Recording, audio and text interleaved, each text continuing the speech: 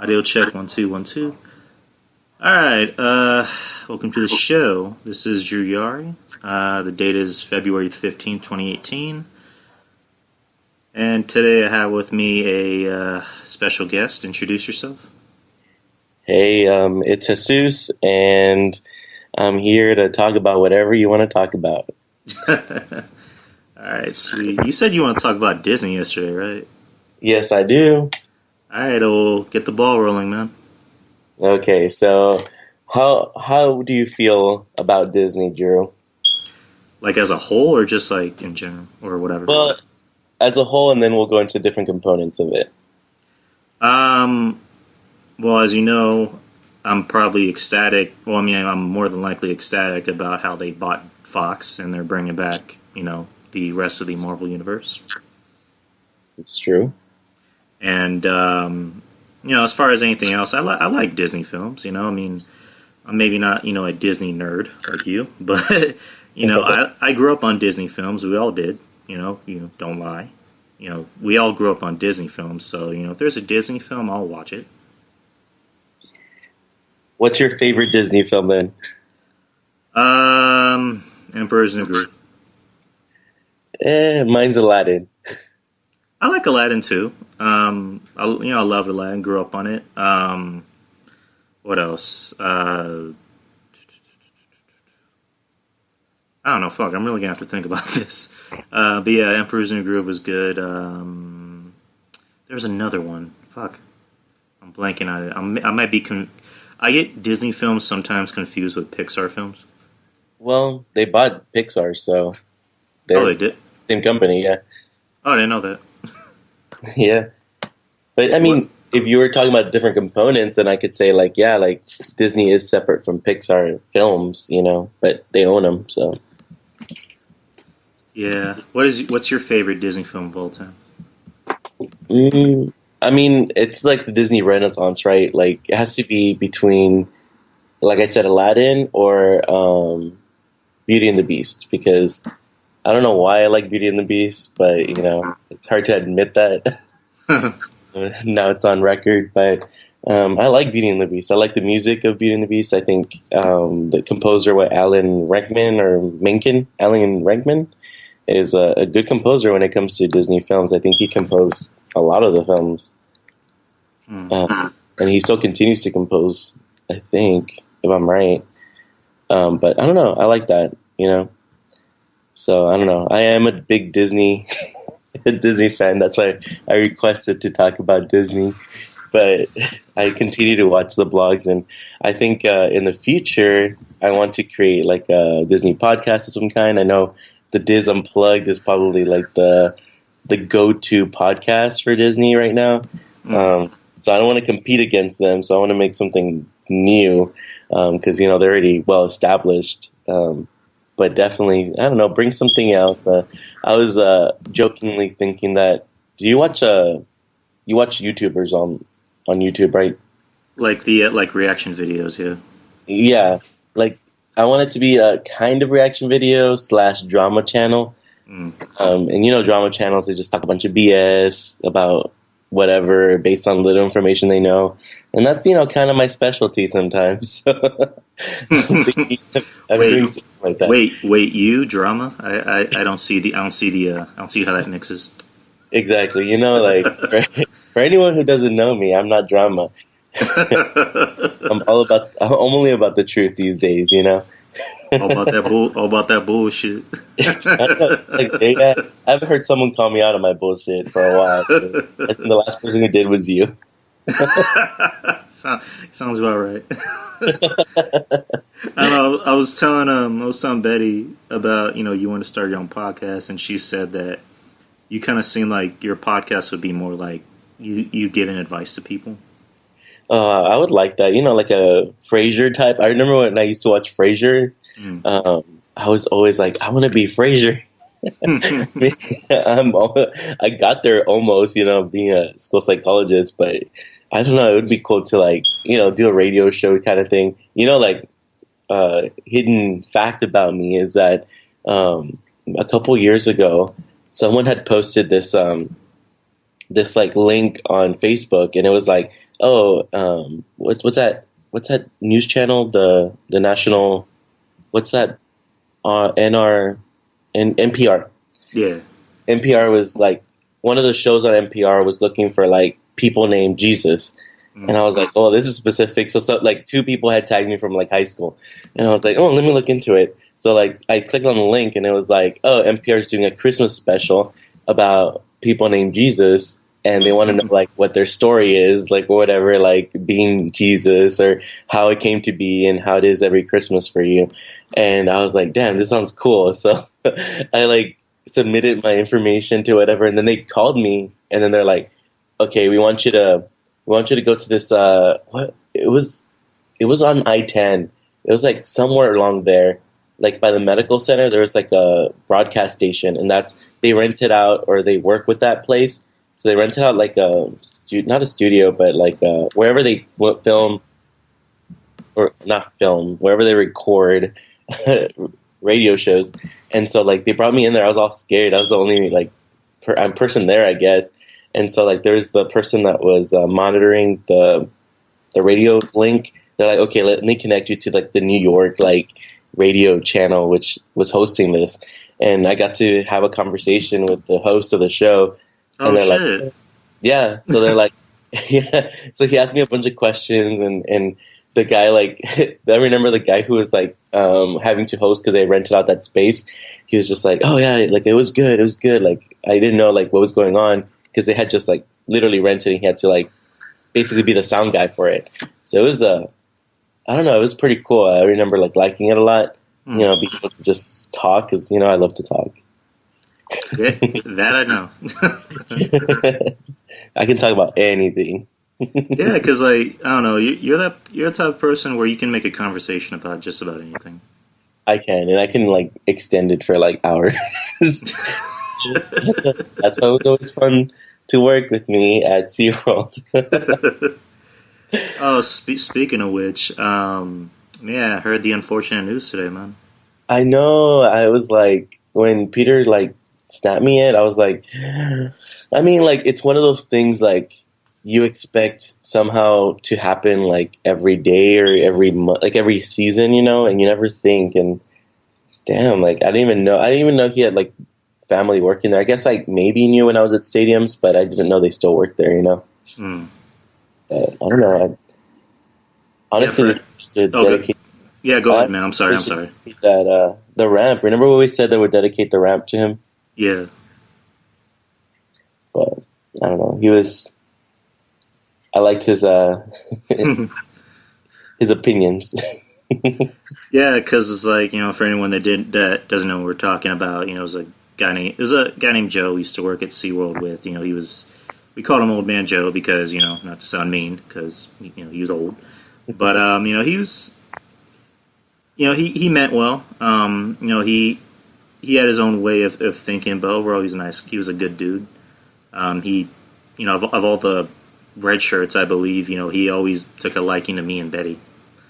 I just remember we were doing a what's it called, an IFE, and like it was my first time working one, and he literally just came with me and Betty and he put his arms around us and went, "I'm going to tell Patrick and Maria you did a good job." I'm like, okay.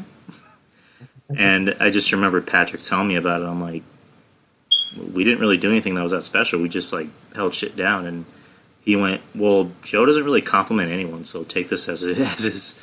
And me and him always got along. He always liked me for some reason. But I always respect him. He's a good dude. I think that's a cool story. I feel like mine are miscommunication stories. Like I remember the one funny time, and I guess it wasn't funny maybe for him, but it's when like we were all cleaning Shamu, right? Shamu Stadium, and we had introduced the gates, and he got locked inside. Oh yes. Go tell it. And then so he like, I was the OJT, I think, and Skylar was the assistant, and we were all on the other side of the stadium, and then everyone realizes that he's like trapped inside. So Skylar, like not wanting to take the blame, he's like, here's my card. Go open the gate over there on the other side. I was like, okay, whatever. So I go to the other side, to like the diner side of the stadium, and I open the gate. Like he's there. He like rushes out, like cusses me out. Like he like walks away. And I was like, oh my God, like I didn't do anything. Like, and then like later on, like they finally tell him like what happened. Like Skylar apologizes, and then he comes to me and he's like, I'm sorry for like talking to you that way. I was like, that is no issue. Like I would totally be pissed off if I was like trapped in there, because I heard like the previous time he got trapped in there, it wasn't the first time. I mean, it's not trapped. You just got locked inside the gates. He tried to like climb out the gates, I remember. Shit. Yeah, you know, that was his personality. Like, he gave no fucks. I loved it. Well, I mean, because it's you know, you couldn't really blame him, because he's actually an OG. You know, he was in what's it called, Vietnam. Yeah, and you know, he was in a PW. Fuck, I keep forgetting the name. PWO camp or POW camp. POW. Yeah, and he was like legit trapped in a cage. Wow. So you know, he knows what that shit feels like. That's crazy. I mean, he had a lot of experiences. I remember all the stories like that we used to tell. Like, and I think my favorite one was like the one where he was in the hospital, and then Skylar like visited him in the hospital, and he was like, "Oh, like death can't catch me" or something like that. That's so true. I always thought of that. Like every season, like I would see him. Like I was like, yeah, he's on the lead. You know, he's beating him, but you know, unfortunately now, like, but I think he lived his life like fully. Yeah. You know, rest in power, Joe. Good dude. I know. Rest in power. For real. Like. Anyways, let's move on to a lighter topic. Let's get back to Disney real quick. What do you think about all these films that are just being remade as live action? I think I guess it is kind of, I can argue that it's a cash grab by Disney to, you know, capitalize on nostalgia.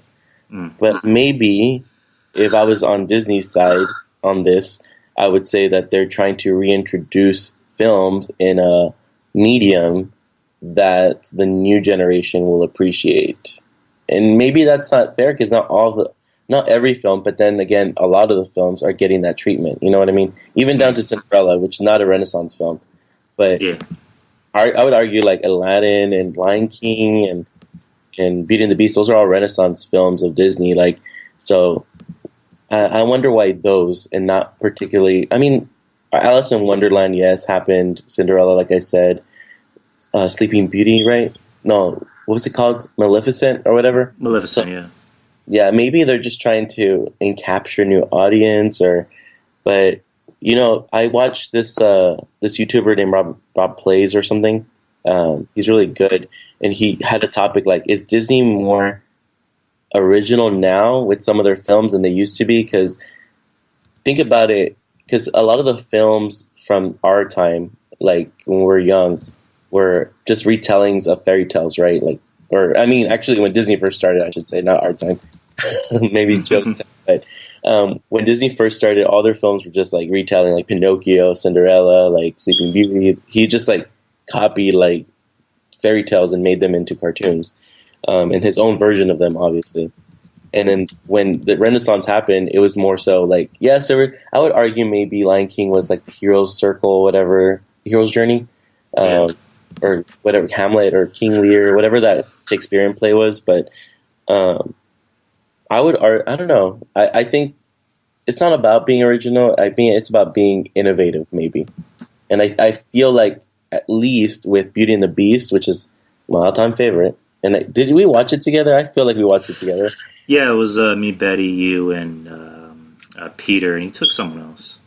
Yeah, I think so. And like he always does. Obviously. Don't even get me started. Wait, not Peter. Mr. S. Mr. S. Mr. S. To protect his identity. So Go ahead, go ahead. I feel like they did a very good job. It's not half-assed in the way they do it. So I mean, they're spending their money to redo them. So I would argue like that it's okay for them to do it as long as they're actually going to spend the money to do it.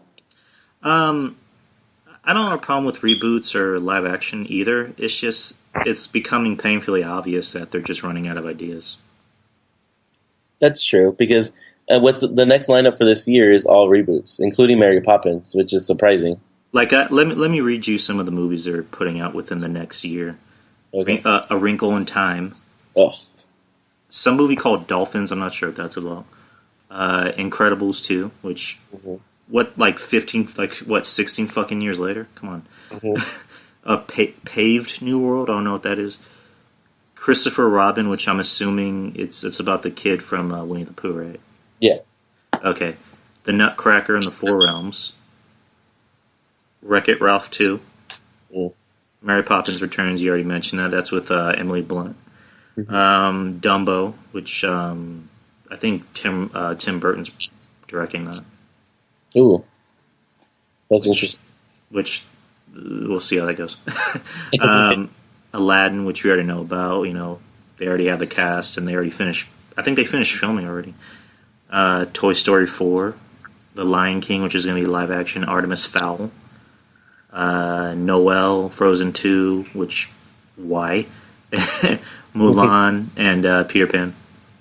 Ooh, Peter Pan. How can you compete against those? You know what I mean? Um, aren't they doing? Aren't they going to do like another live action, like a live action? What's it called? Little Mermaid. Oh, that was a different studio, I think. The different studio, like, what they did is they grabbed the rights of, like, the original story, Mm. and they made this. I feel like that was a cash grab, or whatever they call it, like, trying to play on the fact that, Little Mermaid is a thing, and then they the real story, quote-unquote, of the Little Mermaid, with using their studio. So it was technically not a Disney movie. Yeah. But, I mean, I would have watched it. Didn't they do like the that I know because I know what you're talking about right now. Didn't they do like the actual like origin like Hans Christian Andersen book? Yes. Which I would have watched. But I never got to. Pretty sure you would have. Yeah, like a lot of these like Anderson books, they have like really fucked up books. Oh yeah, like I like kind of that thing. You know what I mean? It's kind of Like I just thought of another Disney film, Fox and the Hound. oh, are they remake? I thought they were making the Black Cauldron or something. I could be wrong, or maybe they're trying to introduce the Black Cauldron into like regular Disney like fan base. Because it's kind of like in there.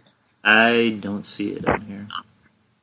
I think they're just trying to reintroduce it into the parks. If I'm right, I feel like they're just trying to, because sometimes like in the parks themselves, I feel like the new things are taking over, which I don't always agree with. Like, and speaking of like, I speak less of Disneyland only because I know I mean, I know the history of Disneyland. I just don't keep up with Disneyland or Disney's California Adventure, but I keep up with Disney World all the time, and specifically Magic Kingdom. And I feel like some of those rides, some are classics, yes, that cannot never be removed or updated, and then others, like in Tomorrowland, I feel, I don't know. I feel like they need to think about what new property or IP they call them, like intellectual property, they need to actually invest time in, because which are going to really last like the test of time, of popularity before they even implement it. Yeah, you read about how like Disneyland and Disney World are like hiking up their prices, right? Oh yeah. I think the annual passes were like $30 daily. I'm not sure what the rate was of the daily ones, but they do every year, so I'm not surprised. But I think the amount is bigger, perhaps. Which Yeah, yeah. Go ahead and talk. I'm looking at it right now. According to the official website in Disneyland, almost all tickets saw an increase, which is in effect as of Sunday, February 11th. Guests will notice quite the change on some tickets, as the one-day tickets for peak season at Disneyland went up $135, which is an increase of $11. Oof. Yeah. I think last year was like $4 or $5, if I remember right. But damn, man, you know what? Like, I also heard earlier in the year of last year, like summer, that they had stopped selling for a couple months. They were going to stop selling like the local pass, because what I see with passes at Disney is that the local passes are affordable. If you're a California resident or a Florida resident, it's easy to afford, and they even have like the flex pay. Like how SeaWorld had the pass. What is it called? They had like the one where you pay per month for the pass for the entire year, and Yeah. I was like, great, especially as Disney's like annual passes are ridiculously overpriced, and I actually bought a pass last year. I bought a pass for Disney, but the only option for non residents is the top two options. So you can only get the Platinum Deluxe or the Platinum Pass for Disney. And I was like, man, those prices are ridiculous. Like, I think the Platinum one is like $745, which comes out to like $830 like for the pass, and the Platinum one comes out to like $930 with taxes or something like that, if I got my calculations right. But you know what? Like, we actually did use them, and last year they had a lot of good specials. So I think we actually profited. We didn't break even, based on the times we went to Disney, based on like all the discounts we got using it during the summer, less in the winter when we went. But I don't know. Like I said, my family loves Disney, so I even have a gigantic Lotto sitting in front of me in my room, which I somehow bought because my sister. Lotso is one of my favorite characters, in Disney. Yes, the Disney universe, I should say. But, Star Wars too. So, You're a Star Wars nerd? I am a Star Wars.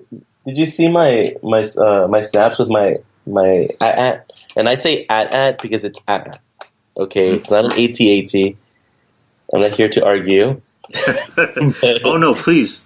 That'll make my ratings better. Argue.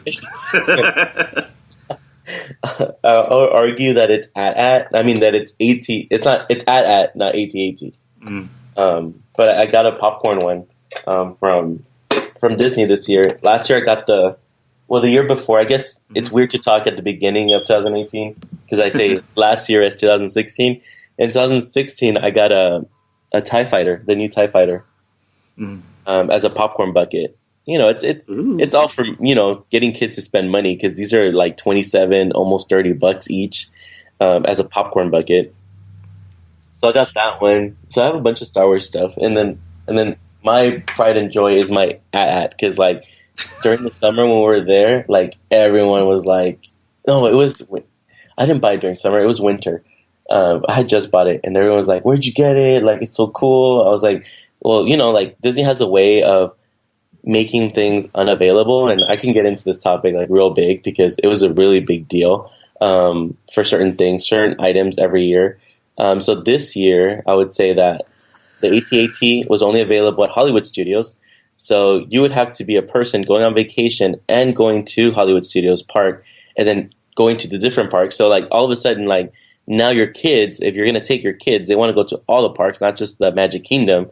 And it becomes like quadruple the price your vacation, And so like, I don't know, like everyone was asking about it. I was like, oh, it's a Hollywood Studios. Like you need a pass or you need a ticket to get in there or whatever. But, so I got that. And then don't get me started on the rose gold jerseys, which my sisters ended up buying those shirts. Those were like rare. Like we didn't see any of them. Like my sister somehow found like the rose gold ears at the outlet shop of Disney, which is very popular, and I recommend going if you ever go to that shop. The first thing you do is go to that shop. You get all your like souvenirs that are like not time based, but go to them, and then that's where she found the ears. Somehow they don't even sell the ears there, and everyone on vacation asked, "Where'd you get your ears? Like they're sold out. Like where is it? Did you just buy them? Did you just buy them? All these girls, like, these girls. And then the last day we were there, in January, they found like the rose gold jerseys, and like, obviously they bought every single one of them that was available. So they bought 3. I think each of them bought one eventually, but I was like, damn, like Disney knows how to market, Like, did you go to Disney? Was it that point where you were like constantly like on vacation for like a whole month? That was summer, I think. But Yeah, because I remember I just look on your Facebook. It's like, oh, I'm in New Orleans. Oh, I'm at Universal Studios. Oh, I'm at Disney. I'm back at Universal Studios again. I love like road tripping. I would rather, even though it's harder, I think, on you, road tripping is like there's more options. Even though like some of the places you're gonna stop at are very shady places, which are no short of shady places. But like when we went to New Orleans in the summer, before we got there at Lafayette, we 30 miles like north or whatever, 30 minutes north. I don't even know how that would calculate in distance. There was a Myrtle Plantation, so I went to Myrtle Plantation in the summer, and I've always dreamed of going to Myrtle Plantation. Wait, what type of plantation are you talking about? The one that's always like on the Travel Channel and the like Ghost Adventures. The one where like if you look it up, it's like the one where the slave maid she wanted to poison the lady of the house, and she accidentally poisoned the kids too. And then the father, well, the dad like had somehow ripped her ear off at one point, and then eventually hung her like in the house. What'd you say it was called? What plantation? Myrtle's Plantation. Myrtle's Plantation? Mm-hmm. Okay, I see it. Yeah. So I went. I was like, amazing. It's amazing to see something you've always seen on TV, and then somehow see it like in person. And then if you look at the picture of the thing, of the maid, if you look at just images, you'll see that there's a picture where like supposedly the ghost of the maid is like in between the two buildings. I stood between those two buildings. Did you actually see anything when you were there? No, and you know what? They do it as a tour of the house. The ghost aspect of it is not.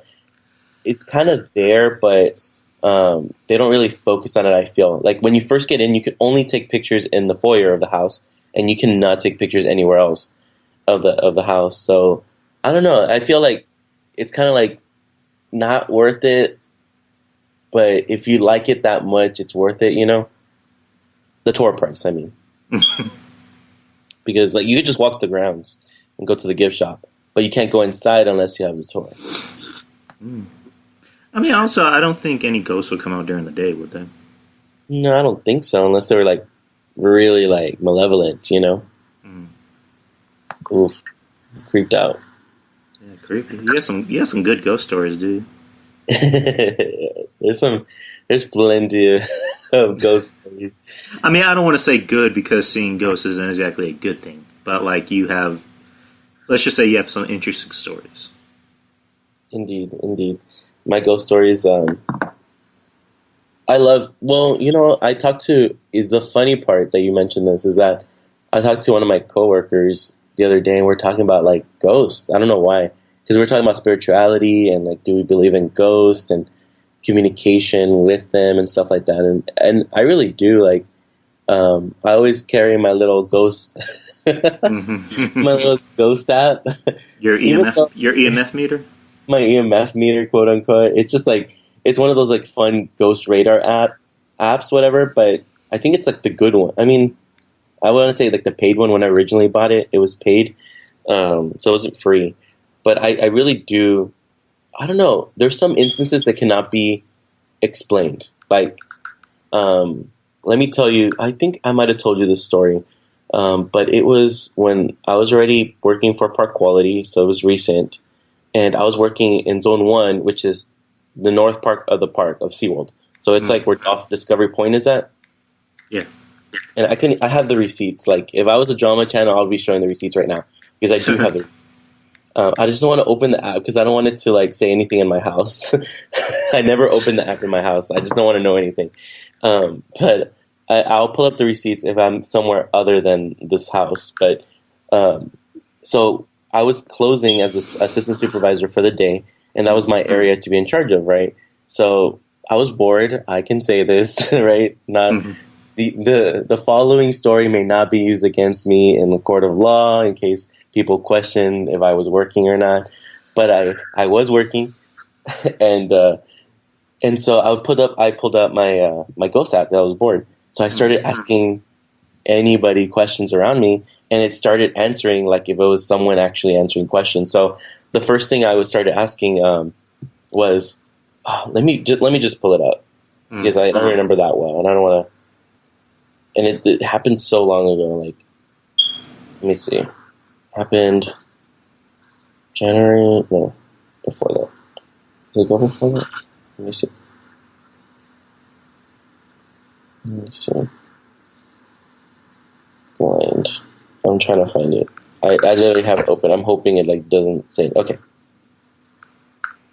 Here it is. It was from December. So I said, one of the questions I asked was, what was SeaWorld before it was SeaWorld? Right? What was this place before? And guess what it said? It said ranch.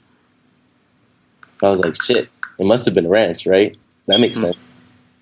And so I was like, I kept asking different questions, and then I asked, like, how did you die? And he said, and whatever it said trouble. I was like, okay. Okay.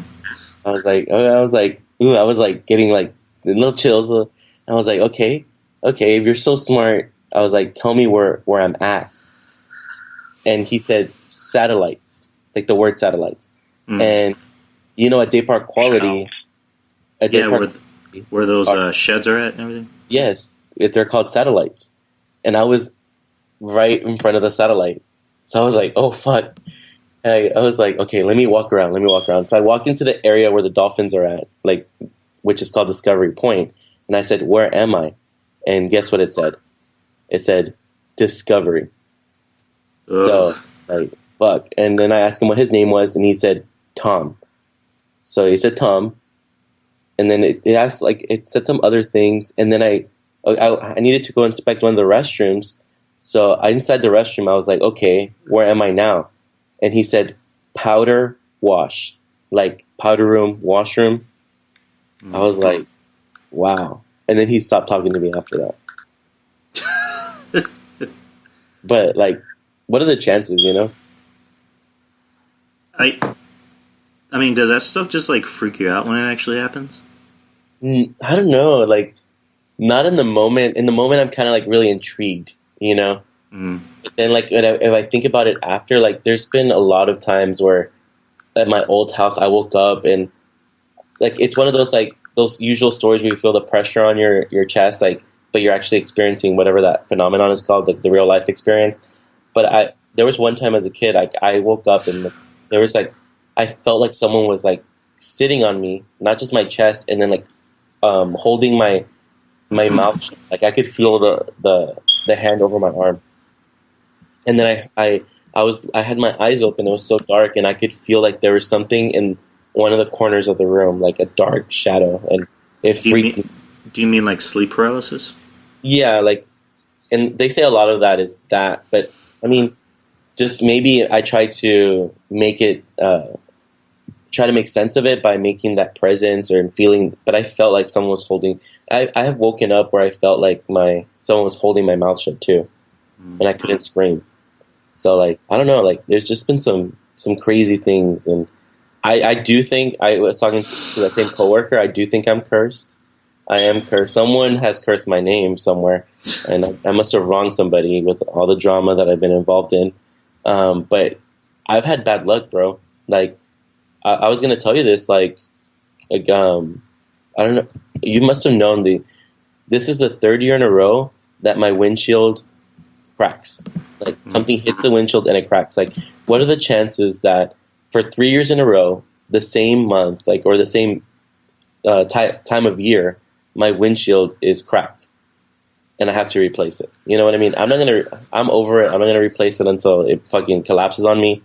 But so expensive. Like, but I could only figure, like, the amount of times I've had shit happen to me. Like, someone has to be cursing my name. You know? Because I know here, where we live at, we kind of used to have stuff like that, but nothing to the extent of like, you know, something, hurting us or, whatever. I just know there have been a couple instances where, Betty would tell me I just kind of get a little freaked out. Like one instance was like we were in bed asleep and like Betty had asked me, "Hey, did you walk out of the room for any reason last night?" I'm like, "No, I was like fast asleep," because she said that she heard someone open the door and she just saw someone. She was kind of like half awake, half asleep, and she just sees someone or something standing over her, and it wasn't her, and it wasn't her stepdad. Because and he has it worse, but I'm not going to put his business on blast. Mm-hmm. But there was another story that was kind of freaky, which we're not sure what to think about it. When we went to Universal, Mm-hmm. like I think the weekend before we came back, her sister and her stepdad were cleaning the house. Like they were like cleaning from top to bottom, and all of a sudden they hear this loud bang on our back room on the backyard sliding glass window. Like they just hear this loud bang, like someone's knocking on the door, and it's this lady, and she's wet. And from what her sister said, she can hardly see her face, and the only thing she's literally saying is, "I can't go back," or "I can't go home," or something like that. And her sister's trying to like comfort her, saying, "Do you need help? Do you need me to call the police?" And as soon as she says, "Do you need me to call the police?" she kind of looks up and goes, "No," and then she just walks away. She leaves and she walks outside, and then like I think like 2 or 3 days later, apparently that girl was dead. Like she got shot in the back of the head, I believe. Wow. And it was like at a house that's not too far from us. So the way she told the story, we're not sure if like that was already her like spirit, Mm-hmm. or if maybe that was actually her alive. So I don't know. It was kind of a freaky story. Shit, you know what that reminded me of right now? Mm. Did you watch The Last Key? What is it called? Insidious: The Last Key? Yes, unfortunately. Well, in the movie, they have the scene. Well, like the whole concept where they think that this girl is asking for this. They think that this girl that's like a spirit, supposedly in that point of the film, is asking for help. No spoilers, right? Or spoilers, I mean. Spoiler, who gives a fuck? Spoilers ahead. So she's asking for help, and they keep like when she's a child, like they keep thinking when the old lady, when she's a child, when she's telling the story, remember she thinks that it's a ghost that no one can see. Yeah. And then she finds out that her dad was actually keeping her as like a I don't know, like a slave or whatever in the basement. And that encounter that she had with her where she was in the washroom, that she was actually there and she could have helped her escape. Mm-hmm. And I was like, that's so crazy, like, how do you know what's real and what isn't sometimes? Especially if your mind is like hers, I guess, where you're like more sensitive to, the spirit world. But like I've never seen anything in particular, like as far as like anything supernatural. I maybe kind of have felt things, but like I know my family has, because my dad, he's from Iran, mm-hmm. and the stuff overseas is a lot more freakier than here. Like are you familiar with jinns or jinns, however you pronounce it? Mm-mm. Like what's it called? Think of the movie Wishmaster. Oh. Yeah, but not like that. But yeah, jinns are supposed to be genies, but like less, Aladdin, and more, kind of evil, like the movie Wishmaster. Oh. Where my dad told me on a couple occasions that when he was a little kid, he encountered them. Like there was one time he said he was walking down the stairs at night, and all of a sudden something grabs his leg, and he said a prayer because as soon as they hear God, they leave because they hate God. Another story was that he said he was like playing hide and seek with his friend. All of a sudden he's hiding, and all of a sudden he feels like there's something or someone sitting next to him. He looks over, it's a jinn, and he couldn't move for about like 3 or 4 minutes until he finally said a prayer and he was able to run away.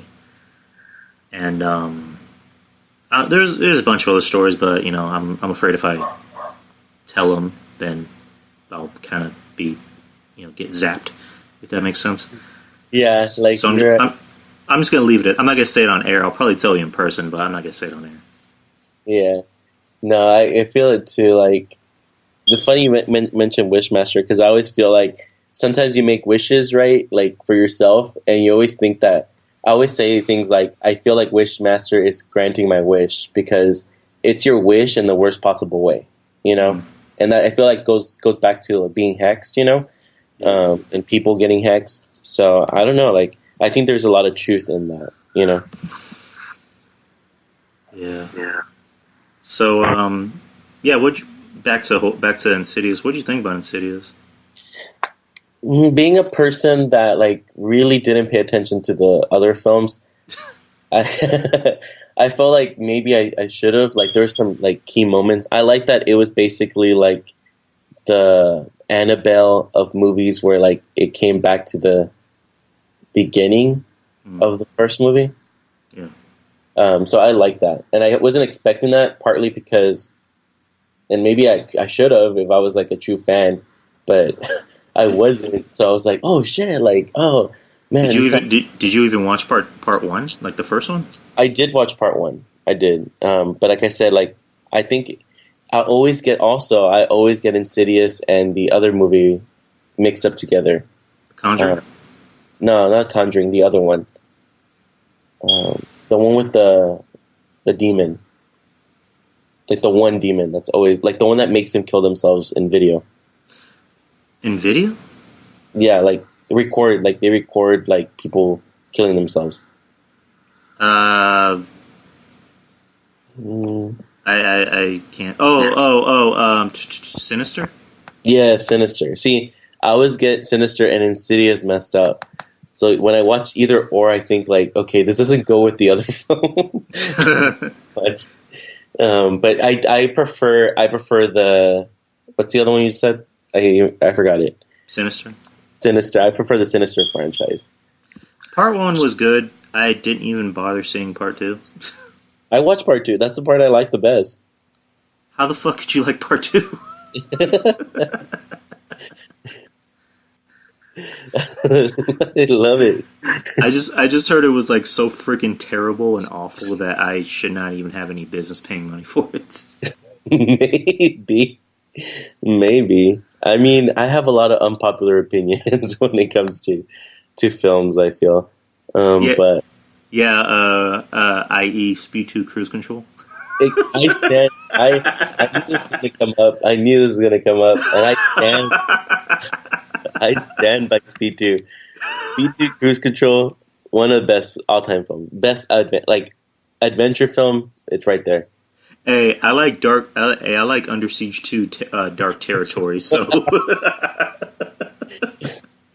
definitely. Speed 2, it has like nostalgia in my heart. Like I remember watching Speed 2 and Sandra Bullock in the film, and that girl that was deaf and she saves her, like that was great. And then when finally the ship crashes into the pier, like, I don't know, that was great. That was great stuff. Can't make that shit up. I mean, I remember I think Keanu Reeves did an interview where he said he read the script for part 2 and he's like, wait, why is it called Speed but it's on a boat?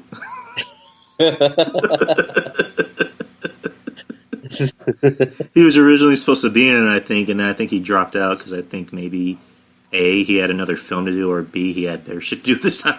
So, but yeah, part 2 I never saw. I think, unfortunately, I might have to see it. You do have to see it. It might come on television. I might not have anything to watch, so maybe.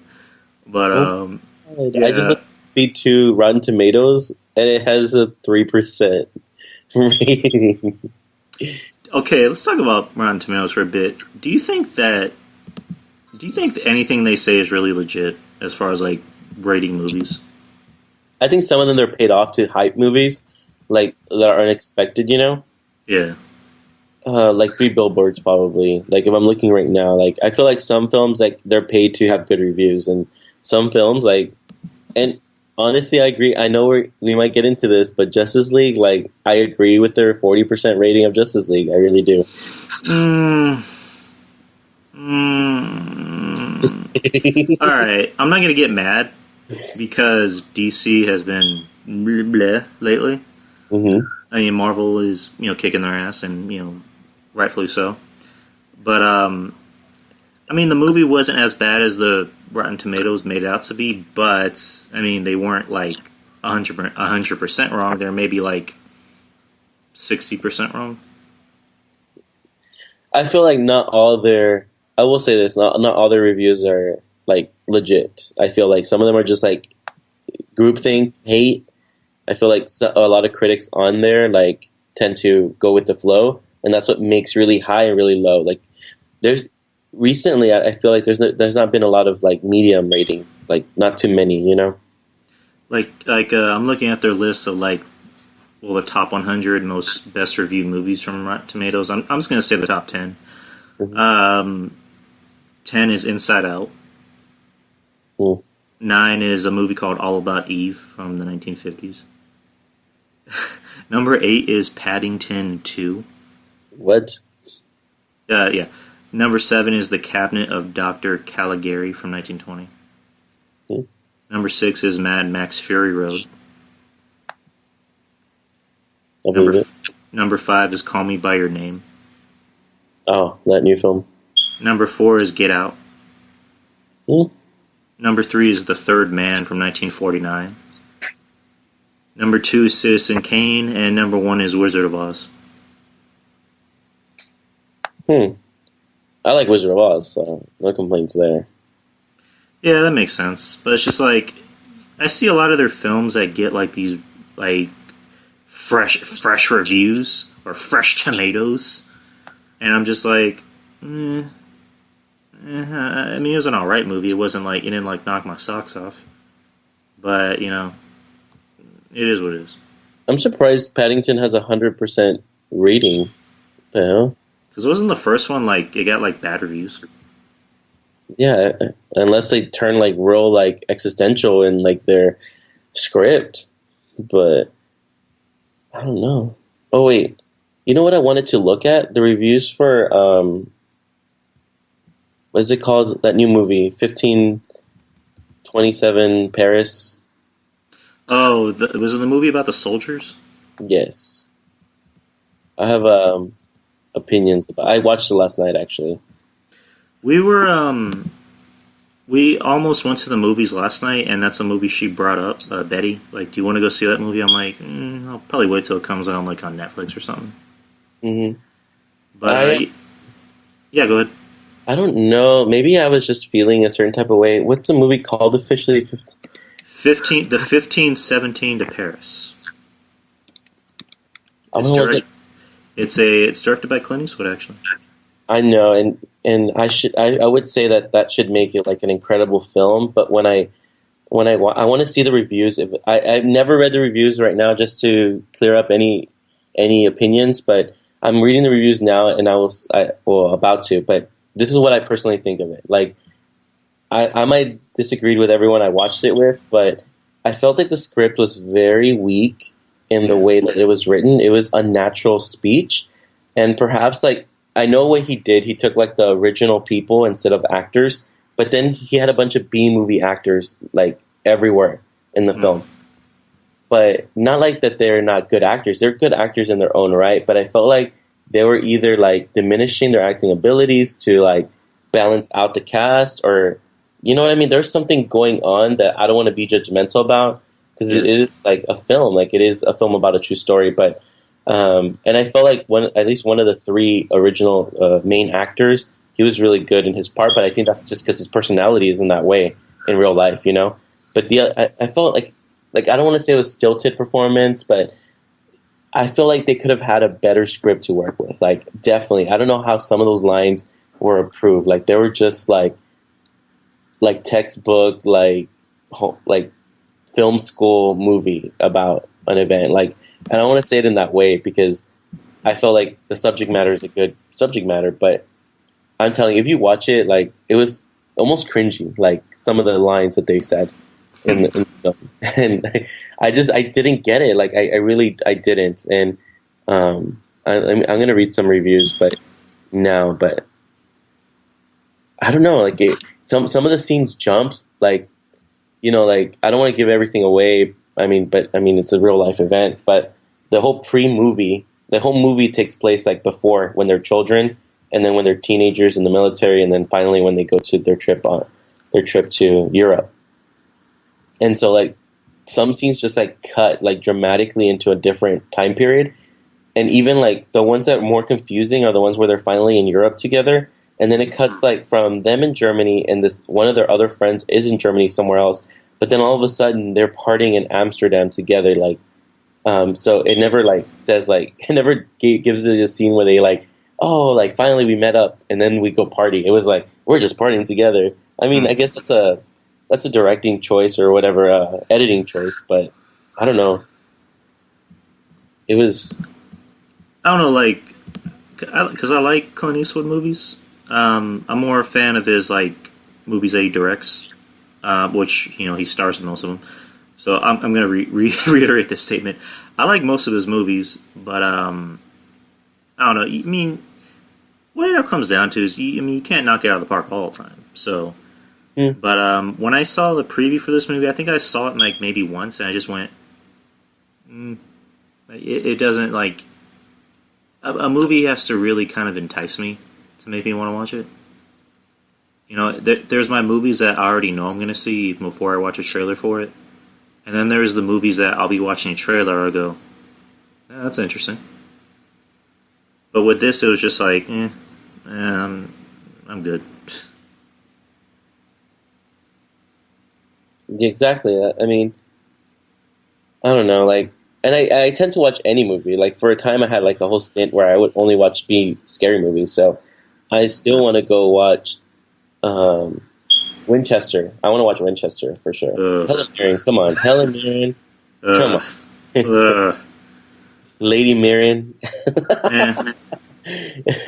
I want to watch it, even though I know it should have been a Netflix original. Yeah. It's like so evident in like the trailer. It's like kind of like sad, but I still want to watch it. Oh my god, this like movie page I follow where they show nothing but trailers, like the caption read, "This is gonna be the scariest movie of 2018." And then I watch it and I'm like, the fuck is this shit? Don't spoil it for me. I still need to watch it. I haven't even watched it, if you can already tell.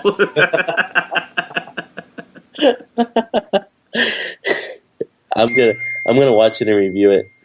I gotta ask you about this. Did you watch the Slender Man trailer? No, I haven't watched the Slenderman trailer. I've just seen that. Dude, you gotta watch it. It looks all kinds of fucked up.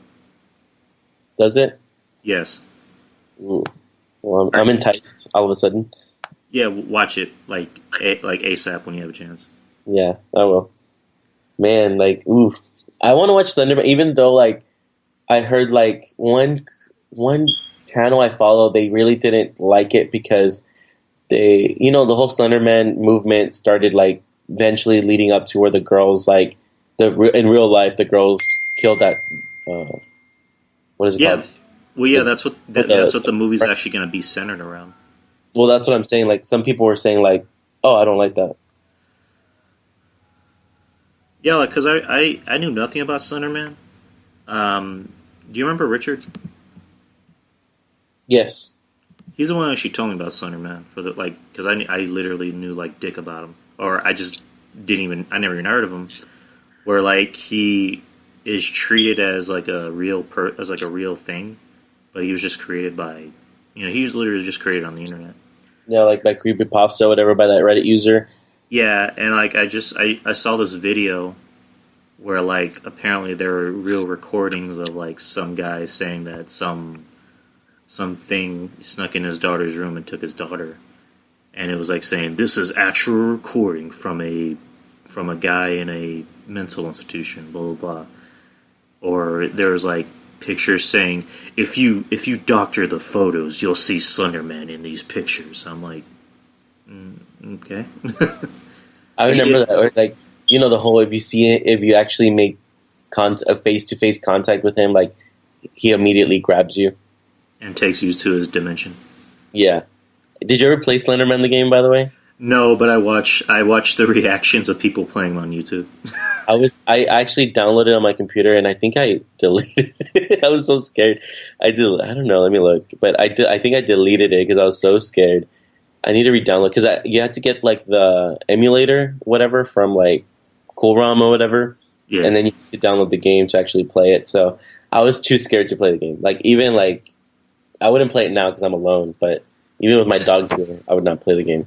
It is scary, even though it's like so like PlayStation 1 quality video graphics. Like it's scary. Did you ever watch a video? It's called 11 Drunk Guys in a Basement Play Slenderman. No, wait. I might have watched that when it first like had come out. It's on YouTube, right? Yeah, because a friend of mine showed me it, and it was probably the dumbest goddamn thing I've ever watched. But it was so fucking funny. I like how like if you search like 11 drunk, like it's almost where they're like screaming, right? Yeah, let me pull it up. Let me see if you can hear it or not. Or let's see if you can hear it or not.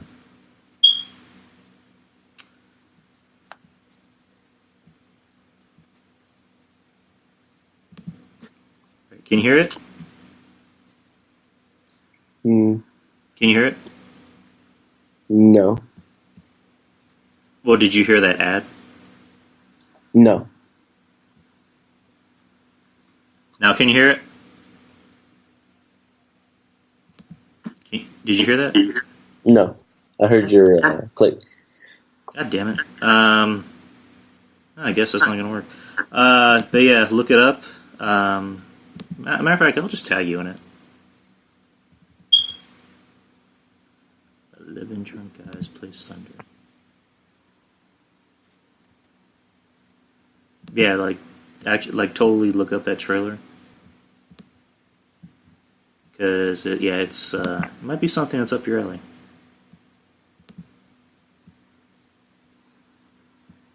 Hello? What's up? Okay. Thought I lost you for a bit. Are you a fan of Five Nights at Freddy's? Oh yeah, I am, and you know a lot of the kids I work with, they tend to be. I'm surprised that Five Nights at Freddy's spread into like the little kid market. But, you know, just knowing what it's about. Yeah, because you see a lot of kids play that, which is weird, but you know it is what it is. Did you hear? And I just heard this the other day. They're making a movie of it. No, I didn't hear that. Yeah, Blumhouse Productions. They just started production on the Five Nights at Freddy's movie. Oh, my God, I want to watch it. The director of one of the Harry Potter movies is directing it. What? I want to watch it. Yeah, it's his name is Chris Columbus, I believe. Pizzeria, the little pizzeria. Just wanted to get like Hot Topic. They sell like the little sweaters for the pizzeria, or like the shirts that you're a worker at the pizzeria. Yeah. Five Nights at Freddy's. Yeah. I've never played them, but I just watch people's reaction to playing them. Yeah, I've watched people's reaction, and then I played it like a couple times, but I didn't win. I didn't last the night. I got really close, but I could never last the entire night. And even if I did, like it'll go to the next level automatically, and it gets harder and harder. You know, it like the length of time that you have to work is longer and longer. Yeah, like I don't do horror games because one, I'm kind of a pussy, and two, they're just too intense. I don't like intense games because I want to feel like I'm having fun playing a game, and not just like, oh shit, what the hell's gonna happen next? No, intense games. The most like scary intense game I ever played was Fear 3 when it came out. I remember that. I remember how scared I was. Like it wasn't even like that scary. Maybe like the actual gameplay, but the sequences were kind of scary, and the fact like that things would fly out. You know, when you first enter rooms or randomly fly from the shelves, and that was kind of scary. I remember. Scary. Yeah. As far as like scary games, I think the last like actual scary or scary-ish game I played was Dead Space 2. I believe that's what it was called. Oh, everyone was into that. I never got to play it, and I wanted to play it. I still want to play it. It's a freaky ass game. Like it deals with aliens, and aliens aren't really that scary to me, but this game made them scary. Aliens are scary. Yeah, I mean, any alien movie I've seen has never been scary. That brings us back around to Disney World, and Disneyland, where Mike Eisner, whatever, when he was like the CEO of Disney, he wanted to make Disney more for the adults, like the teens and the adults. He wanted to introduce like a lot of better rides, and that's why Star Tours eventually came with George Lucas. And based on the success of that, he wanted to make a ride that was based on the Alien franchise, the movie. And the Imagineers obviously are like, that's too adult. Like, how can you? Like, goes against everything, especially in putting it in Tomorrowland. And eventually, like, they were convinced not to, and then they like toned it down so much, and then eventually became a ride called Extraterrestrial Alien Encounter. And then that ride became Imagineered, and it became Stitch's Great Escape, which actually got to ride on winter, and they say it's permanently closed now, but I got to ride it. But it's always interesting, like what is, I don't know, like what's good and what's not, or what can transfer into like kind of like Hollywood Horror Nights, like what's a good franchise to scare you and what isn't, Mm. Me and my friend Devin were actually going over this the other day. What do you think is what's your favorite horror movie franchise? Ooh, eesh. I don't want to get quoted because I feel my mind always changes at the moment that I'm thinking about it. And maybe a new movie franchise that I will be wanting to look forward to is probably the Strangers one, if they create more than just the second movie. Oh yeah, the first movie was pretty good. I think the Conjuring universe is pretty good right now. But I feel like maybe, I don't want to say Friday the 13th over Halloween, but Halloween. I will say Halloween, but it's getting remade yet again. If you saw. Yeah, it's supposed to be a sequel. They're saying that anything that happened after the first ever Halloween is being scrapped, and this is going to be a sequel. So basically, how Jurassic World is treating the Jurassic Park universe. Anything that happened after the original is non-existent. Somewhat, but this one they're saying is going to be based 40 years after the first movie. This is the Jurassic Park universe setting. Well, anything that maybe happened after 2 and definitely 3, because 3 was, meh. But yeah, this one, Jamie Lee Curtis is coming back. Ooh. Oof. Danny McBride is actually going to be one of the writers on the movie. Ooh, that's good. And Blumhouse is actually financing it. Yeah, Blumhouse has become almost like the Marvel Studios of horror. Right? They've been pushing a lot of good films, and in the Hollywood, one of the reasons I want to go to Hollywood Horror Nights, like in October, whenever Universal Studios, is because of like the Blumhouse house, I guess you should say, because they're the ones who did Happy Death Day, right? Have you seen that? I haven't seen it. I saw it. It was pretty good, actually. It was really, really good. I liked it. And I think this year, 2017 is when they did Happy Death Day as part of the Blumhouse. Because I guess every year the Blumhouse decides what films are going to put into their house. And one of them is Happy Death Day, which is pretty cool. Yeah, I have a list of all their movies. Did you want me to go through all of them? Or? Yeah.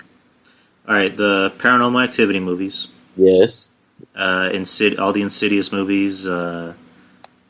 Sinister. Your favorite movie, The Bay. I love. We'll get back. We'll get back into the Dark Skies. That was actually pretty good. The Lords of Salem, which was garbage. The Purge movies, Oculus. That was terrible. Really? That was hot garbage. 13 Sins. I don't know what that is. Whiplash. That was actually surprising. That the first Ouija movie. Okay. Even though the second one was a lot better. I haven't seen it yet. The Boy Next Door. The Lazarus Effect. Unfriended. That's like the best worst movie ever. Area 51, Creep, which we know somebody that's gone through that experience, but I'm not gonna say who it is. The Gallows. Okay, I remember. The Gift. That was just pretty good. The Visit, which we all saw. Mm-hmm. Green Inferno. This is an odd choice. Gem and the Holograms. That's weird. I guess they mean horrible movie, not horror movie. Not horror movie. The Darkness, the second Ouija, Incarnate, which I don't know what that is. Split, which great movie. Amazing. The Resurrection of Gavin Stone.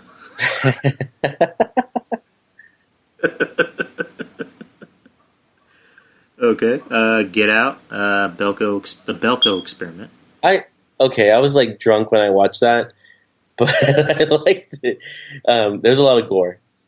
All right. Well, yeah, we'll get into these movies. Slate. I'm not sure what that is. Lowriders, Birth of a Dragon, Happy Death Day, Creep 2, Amityville: The Awakening, Like, Share, Follow, Totem, and Insidious. Here comes their upcoming films. Benji, Truth or Dare, which we'll talk about that. Halloween. They're doing an animated movie called Spooky Jack. Ooh. Yeah. The sequel to The Gallows. A sequel to Unfriended called Game Night. Huh. That's it. Oh, and they're remaking Spawn. Really? Yeah.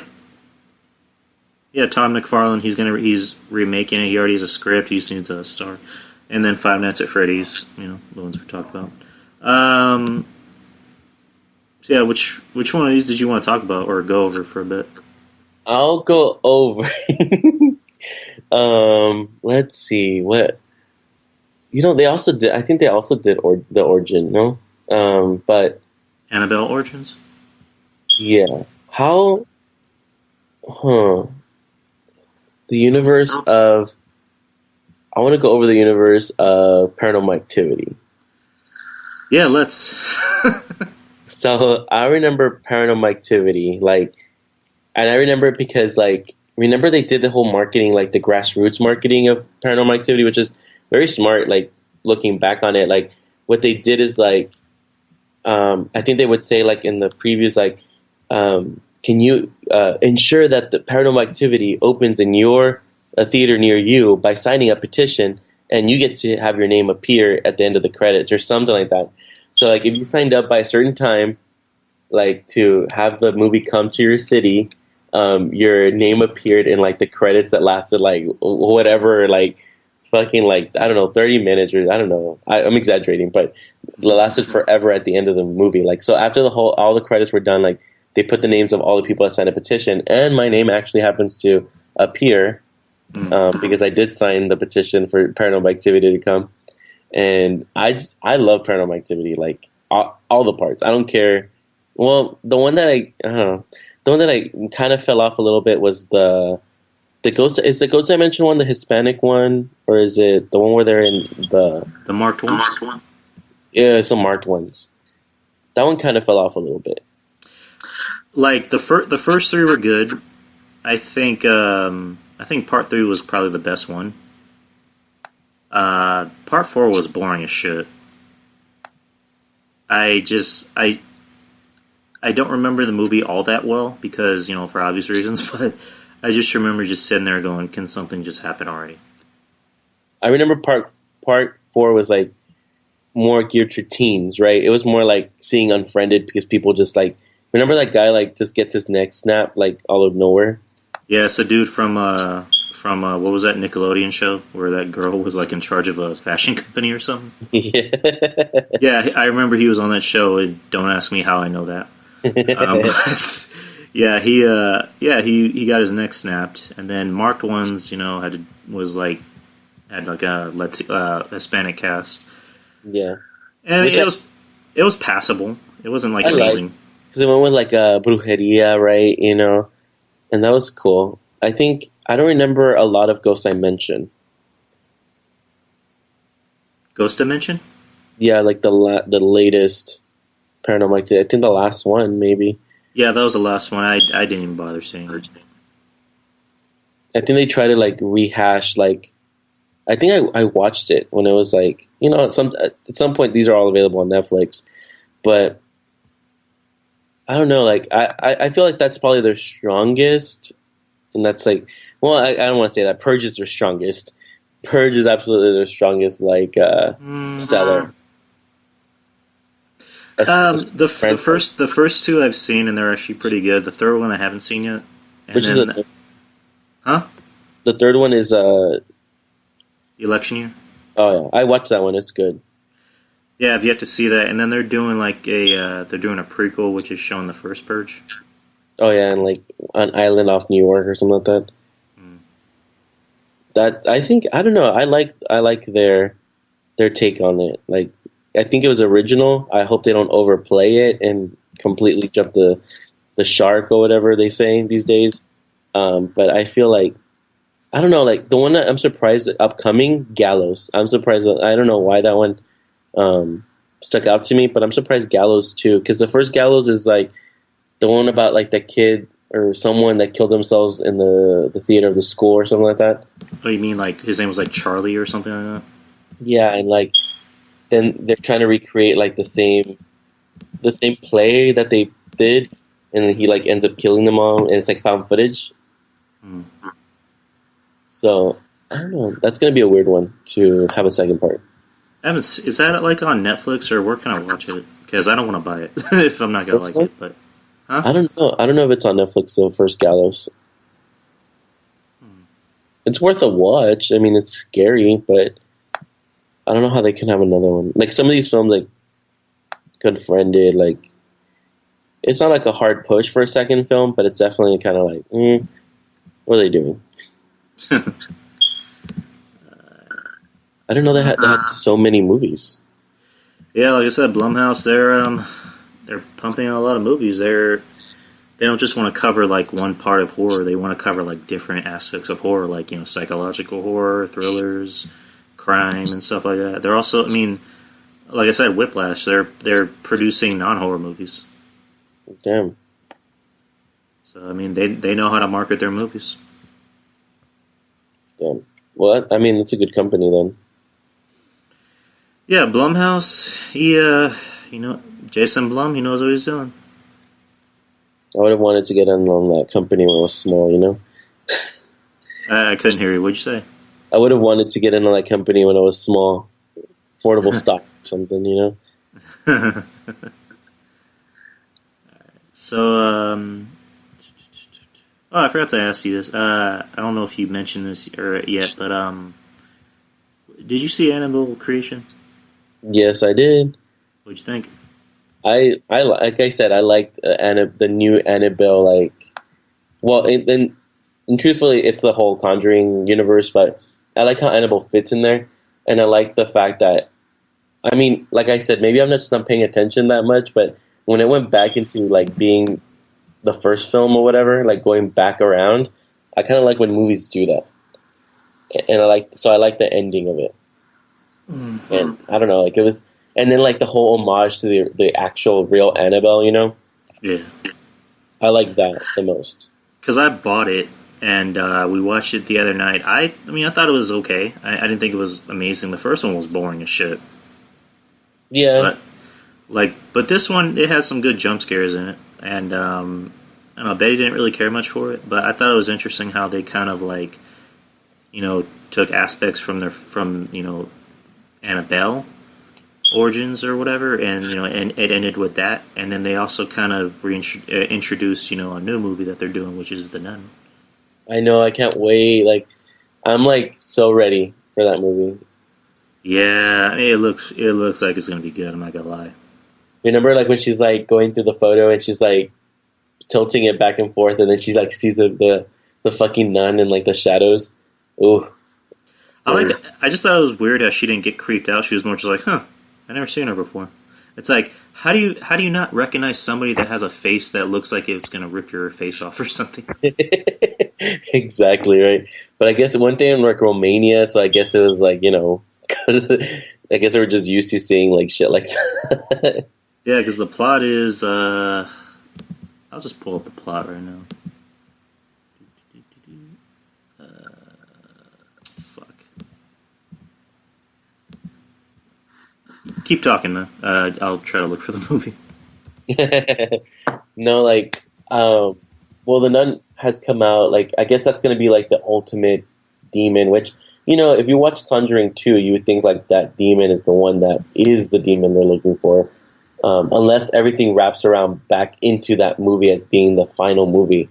Like, that would be very interesting if The Conjuring 2 ends up being like the final movie in the universe. No, from what I heard, I think they're making a part 3. Part 3? I believe. Okay. Because she eventually finds out who it is, the demon, in that film, in Conjuring 2. The nun as the demon.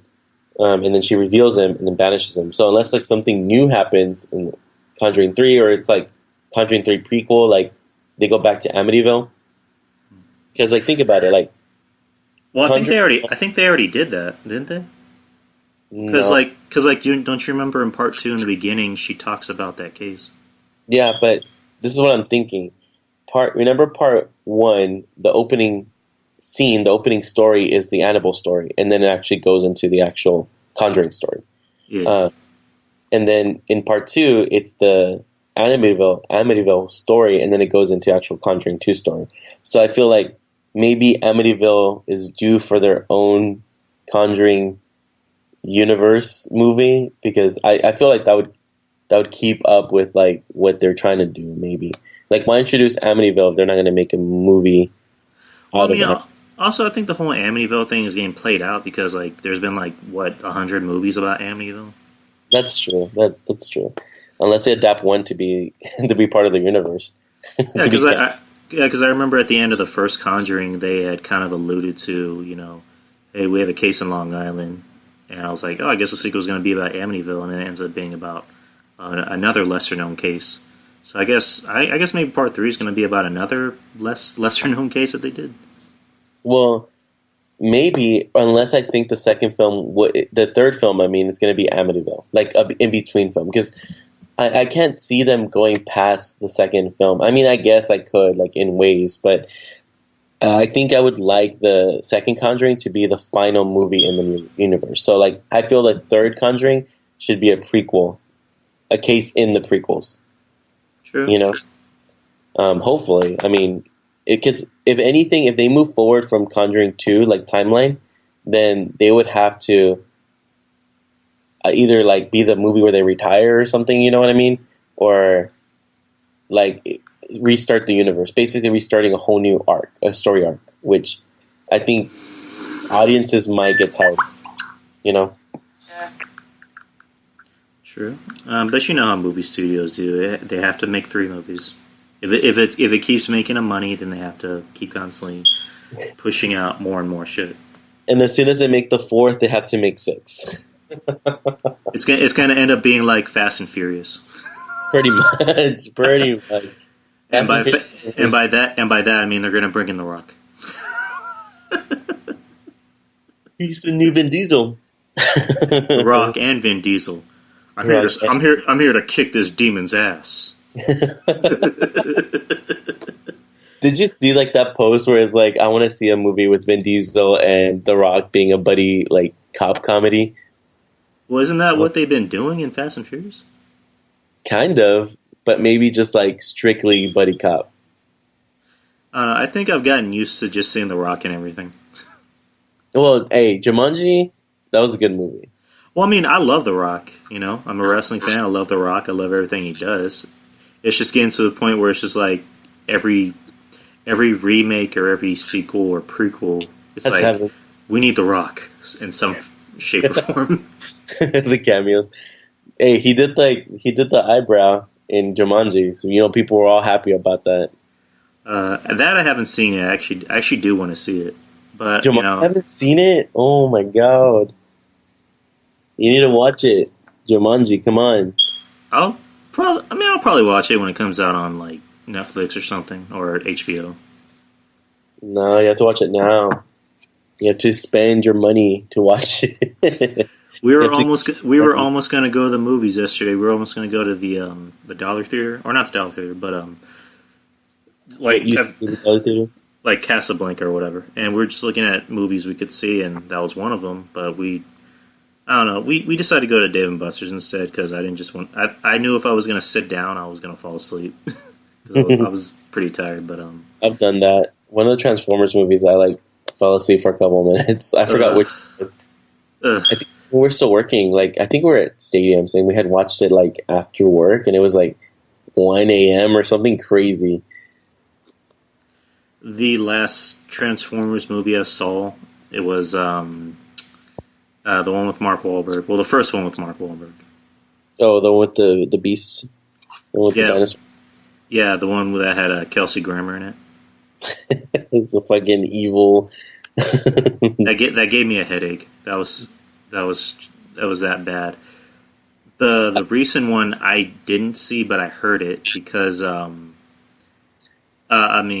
worked at a a residential facility for 3 months for at-risk kids, and the days I would work on Friday and Saturday, we would bring movies, and somebody brought the new Transformers. So I didn't watch it, but I was kind of like, where they watch the movie in the group room, there has to be 3 staff in different locations in the room.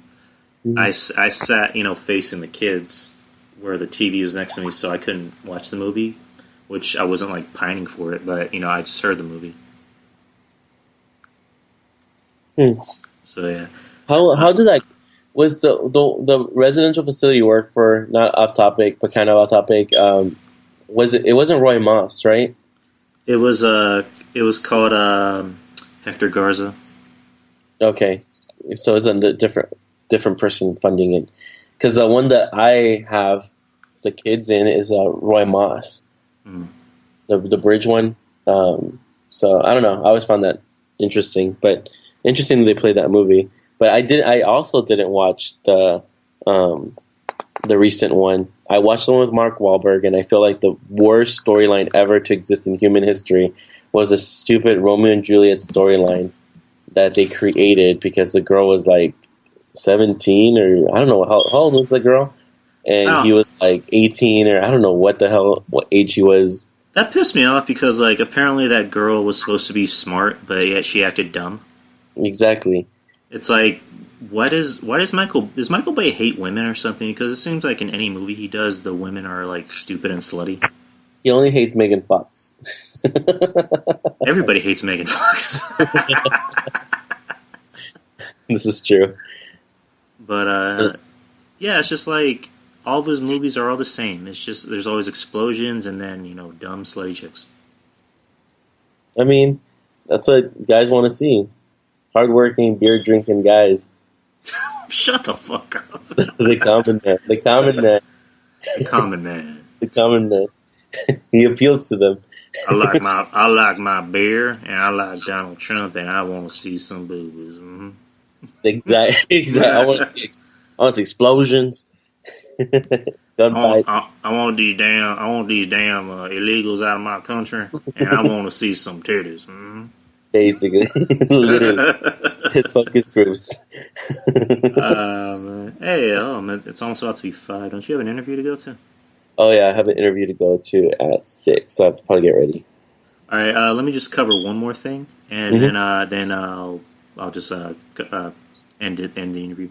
Looking at The Nun, plot line right now. It's in 1952 at the Garta monastery in Romania, a nun, a Catholic priest, and a novice. I don't know, say this fucking word. Novitiate, sent by the Vatican to investigate the mysterious suicidal death of a nun. While there, they must confront Valak, a demon who has taken the blasphemous form of a nun. See, Valak is the demon in the second movie. Yeah, Conjuring. So they defeat him in the second Conjuring. So the third Conjuring must be a prequel. Mm. If the second Conjuring is the ultimate, like the end of the universe, you know what I mean?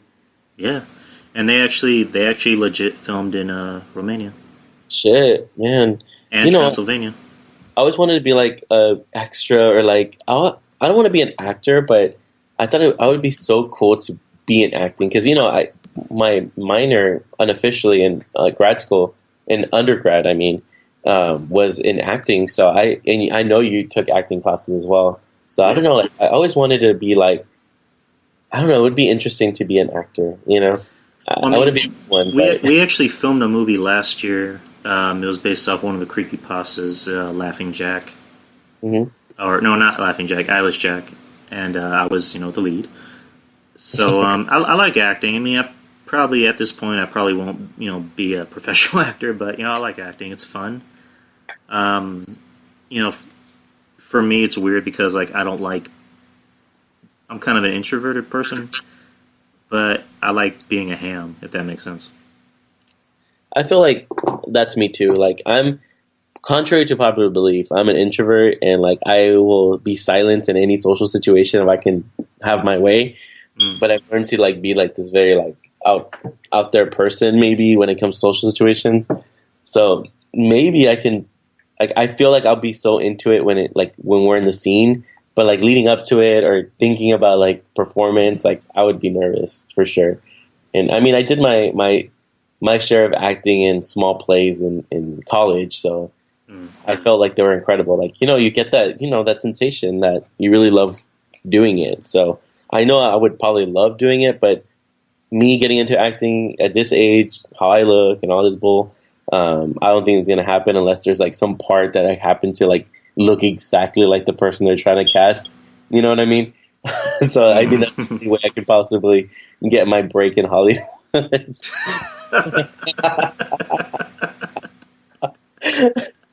Yeah, I'm rooting for you, man. I'm rooting for you. We're gonna get cast in like The Hangover 5 or something. Oh my god, that has like us written all over it. And Derek has to be Doug. Yes. So I guess I'd have to be Zach Galifianakis. I'll be the doctor guy. Loses my tooth. And Peter would be, I guess, Bradley Cooper. I guess he can be a fool. Oh man. Anyways, I'll let you go. I got one more question to ask you, and it's going to be very short. Is it wrong that I like Dua Lipa? What's that? A Lipa? Dua Lipa. Oh. No, I think you're right on the money, because I was just saying yesterday how much I love Dua Lipa. I fucking love Dua Lipa. Like, you're talking about the music or how she looks? Because I like that electronic music. This singer, because I think she's cute. Her music. Is it wrong that I like her music? I love her music. I love the choreography to her videos, like the New Rules video. I love it. Like the I Don't Give a Fuck video. Oh yes, I love that song. It's so good. Like her album is actually really. And you know what? I only have both of those songs. I should probably like explore more of her music. But I tend to always look at like if an artist has an explicit song, I download that song first because I love explicit music. I feel like it gets to the root of who they are. But I love Dua Lipa. I have the album pulled up. Right? I hear it all the time. My sister was in the car the other day. She's like, "Why do you always listen to this song?" I was like, "Because I love this song." Also, "Blow Your Mind." I recommend that song from her, from that album. Yeah. So, no, it's not wrong that you like. I fully support you in your love. I'm a fellow Lipian, or Dua Lipian, or whatever her fan base is called. Oh man, All right, Jesus, man. Appreciate you being on the show, bro. Thank you for having me. It was a fun conversation to have. All right. I mean, we definitely need to do this again. We got so much else to cover. Yes, we do have a lot to cover. All right. Did you want to like plug yourself, or is there anything you wanted to like put out there?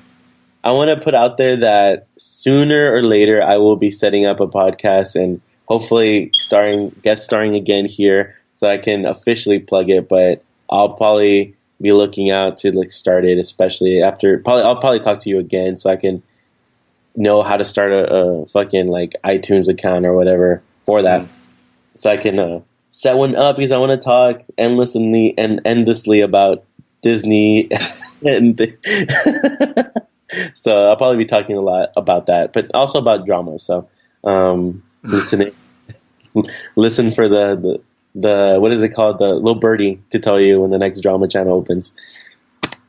All right, sweet, man. It was a pleasure, man. Let me drown you out with some new rules. Shit.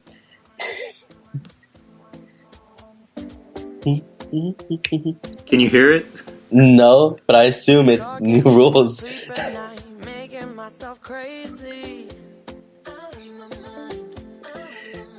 Alright, our next show, I'm not sure when that's going to be, but I'll let you guys know. Okay. Mr. Bettis, it was a pleasure and an honor. It was a pleasure and an honor as well. Alright, just let me know when you're available for the next show. I will. Just let me know, and yeah, I'll tell you. Alright, laters, man. Bye. Don't pick up the phone. You know he's only calling because he's drunk and alone. 2, don't let him in. You have to kick him out again. 3, don't be his friend. You know you're gonna wake up in his bed in the morning. And if you're under him, you ain't getting over him. I got no rules, I count him. I got no rules, I count him. I gotta do it for myself. I got no rules, I count him. I gotta do it for myself. I keep pushing forwards, but he keeps pulling me backwards. Nowhere to turn, nowhere to turn. No, now I'm standing back from it. I finally see the pattern. I've never loved someone. He doesn't love me, so I tell myself, I do. 1, don't pick up the phone.